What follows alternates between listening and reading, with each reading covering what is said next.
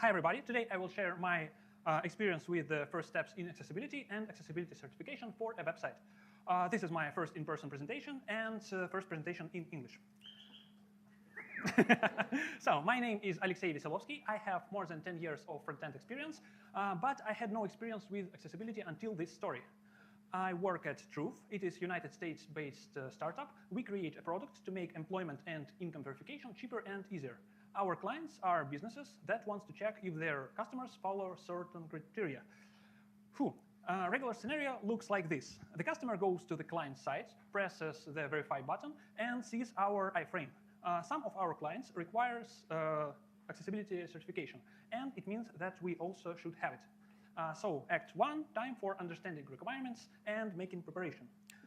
I had a draft plan, understand what Web Content Accessibility Guidelines, WCAG certification is, what do we have now, what can help us, and try to fix obvious problems.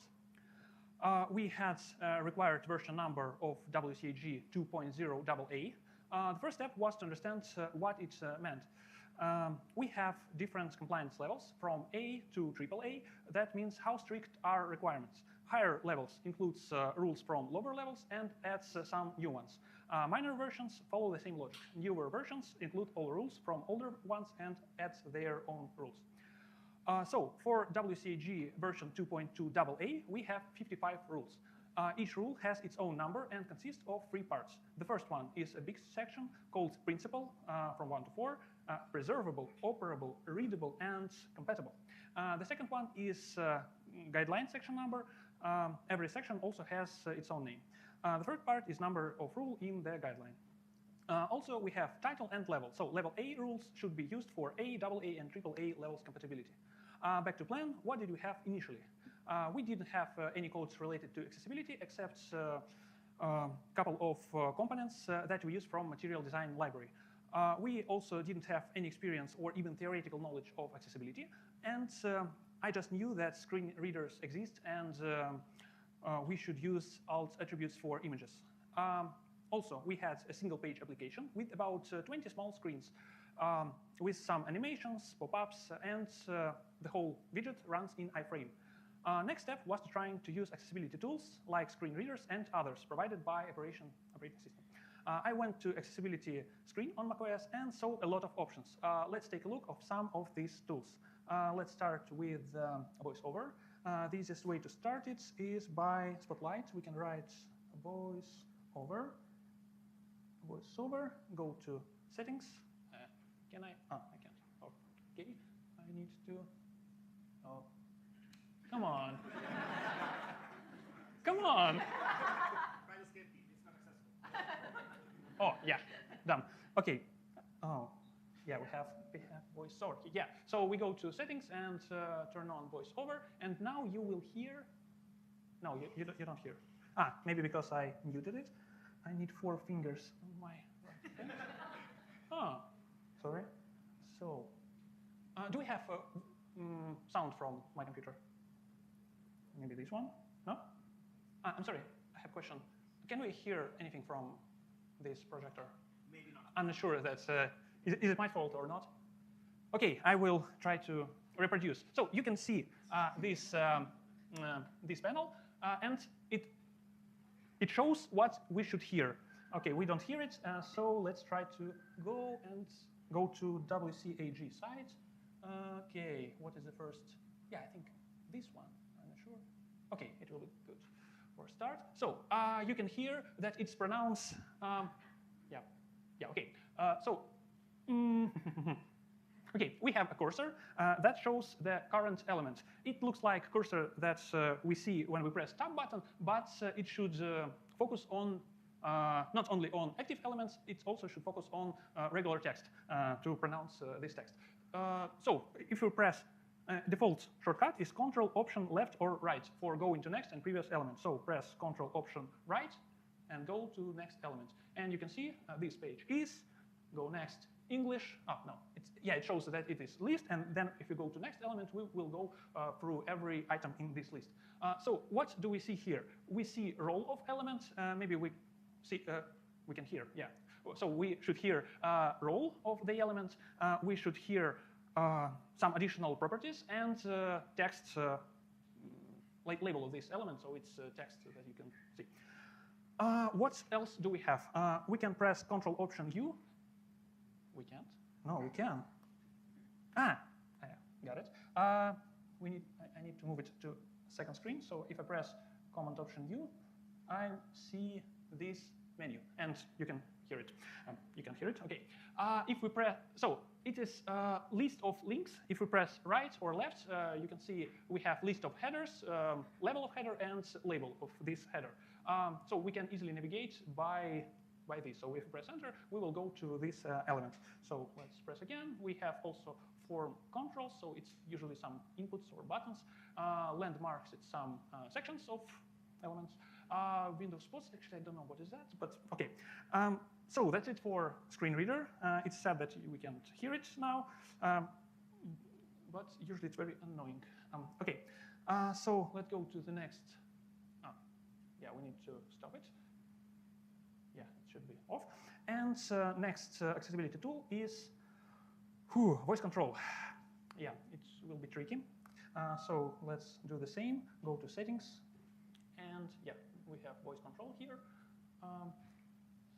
Why do we have? Yes. It should. Okay. We need to find voice control.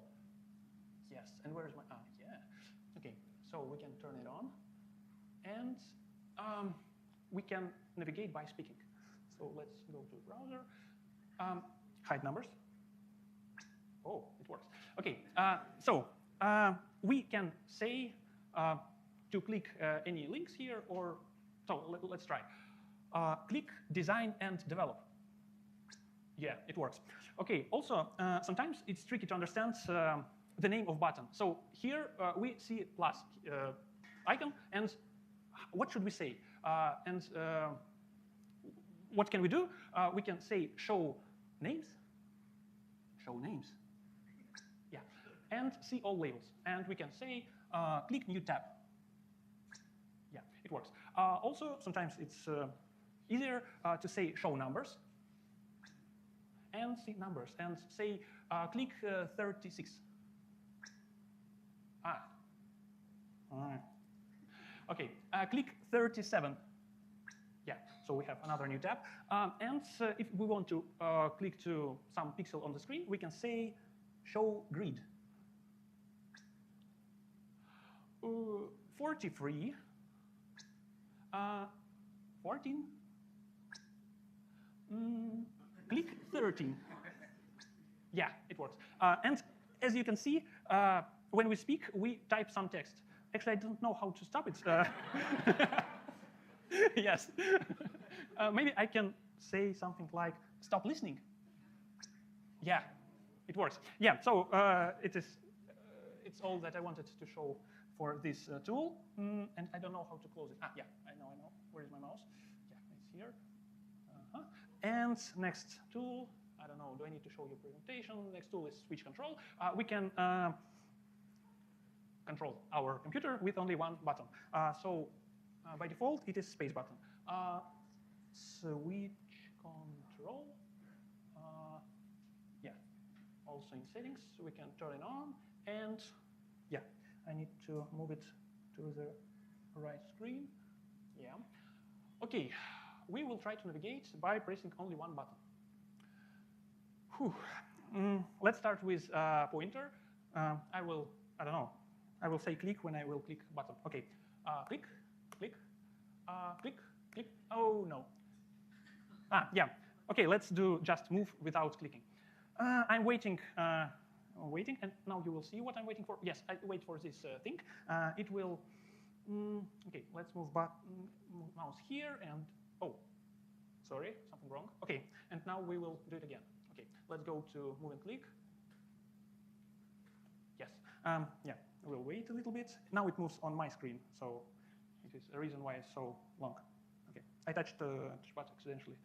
So, okay, we will go here and press, and now we can press and press.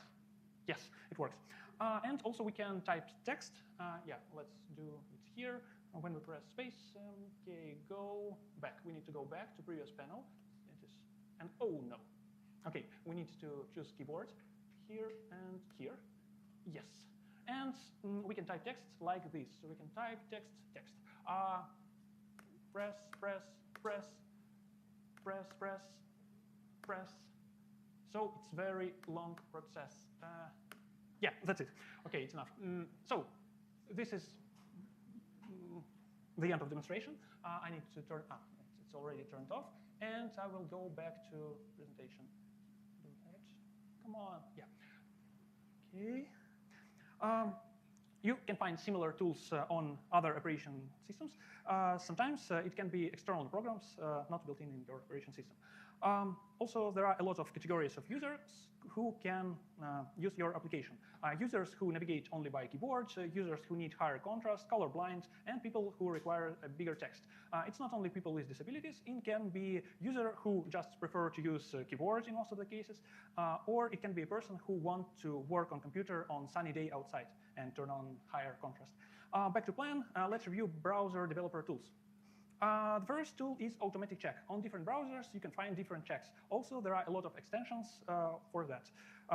Usually, they check basic rules, like wherever images have alt attributes or wherever alt attributes, area attributes are set up correctly.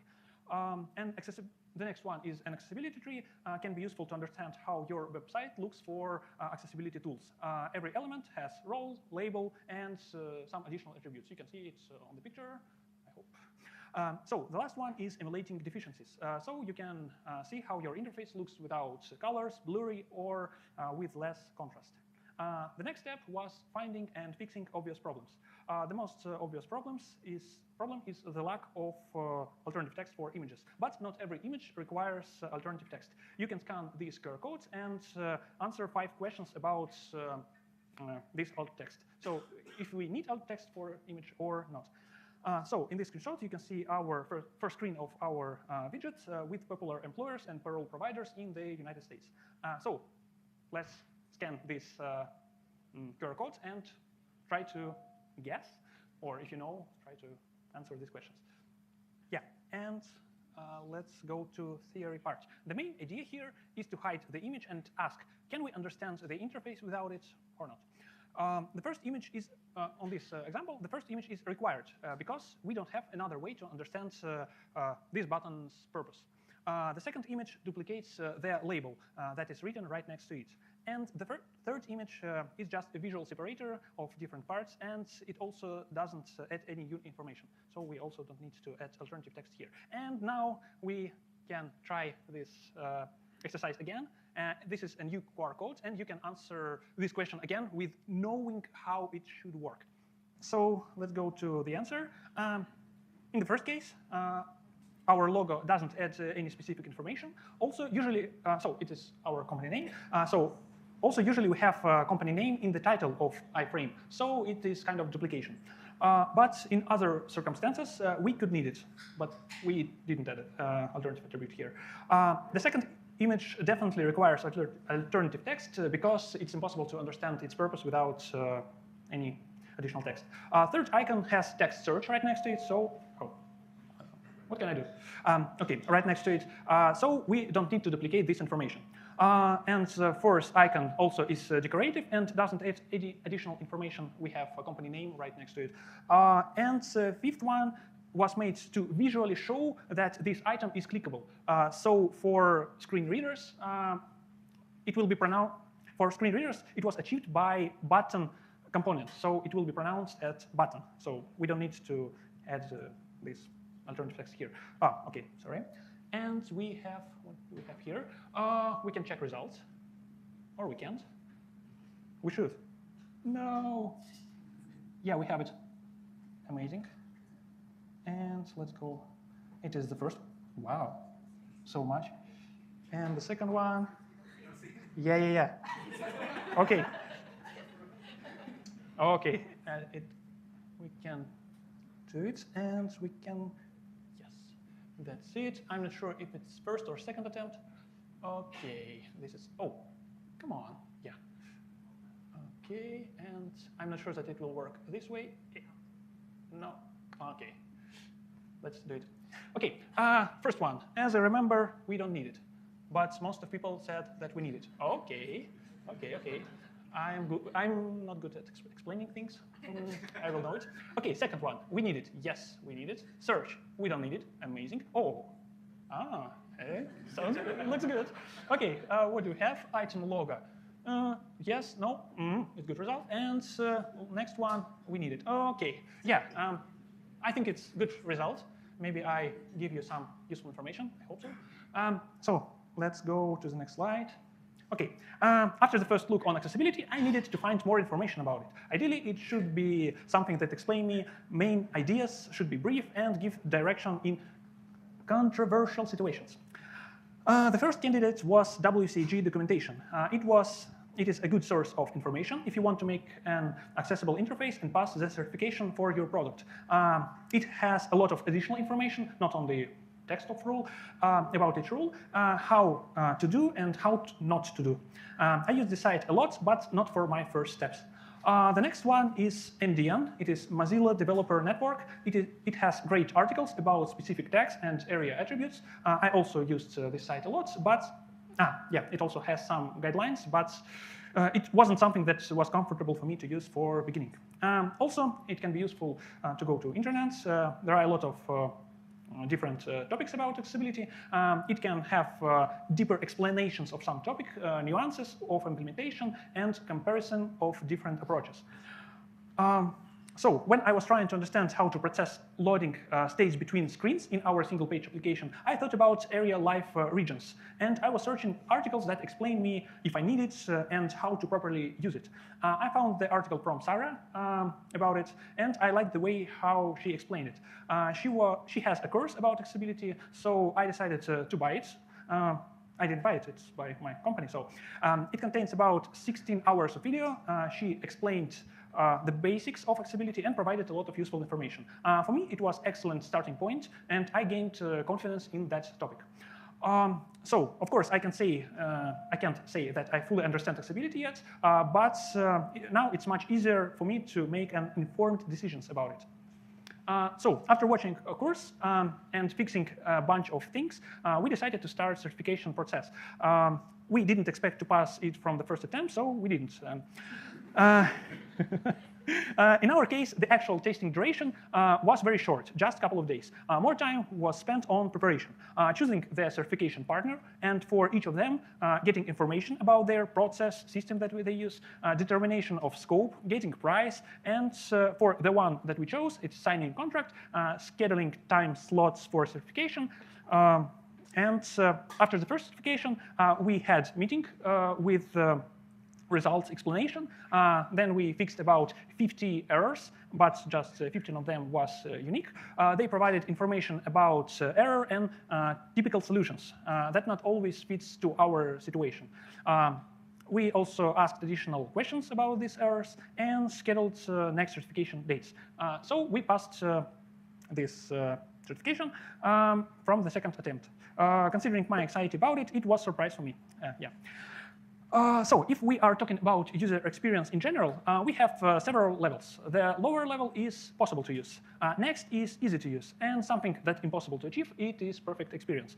We can apply it to different aspects of user interface. So I think a lot of front-end developers are familiar with browser compatibility. We can choose different strategies for users who use old browsers. The easiest way is not to support it, but you are losing a lot of users. So next level is fixing the most obvious problems in old browser experience. You can change target for your JS and CSS builder, add shims, CSS tricks in some blocks to make it possible to use your site on old browsers, even with simpler design. Higher level is trying to provide the same design and same user experience for majority of browsers, but perfect experience is not achievable for all existing browsers if we are talking about modern website. If we think about WCAG compatibility on this scale, I would place it somewhere between possible to use and easy to use. At least that's how I perceive it after the work I've done. Okay, couple words about problems. During the preparation for accessibility certification, I used the most popular browser and screen reader pairs. On macOS, it's recommended to use Safari and VoiceOver. I experienced a lot of problems that didn't exist, for instance, in Chrome and VoiceOver pair. I experienced problems with content that wasn't updated in the screen reader. Live regions behave differently compared to other browser screen reader pairs, so we decided to not use it. Also, of course, there was non-obvious loss of roles on list without bullets. So if we create list, then we remove visual bullets, screen reader will not say that this is a list, and we need to add it, obviously. Role is something. Okay, so that's it. Thank you for attention. If you have any questions, you can find me in TorontoJS Slack and LinkedIn, or you can ask me now. And you can call me Aleksei or just Alex. Yeah, this is just a link for LinkedIn. So that's it. Thank you.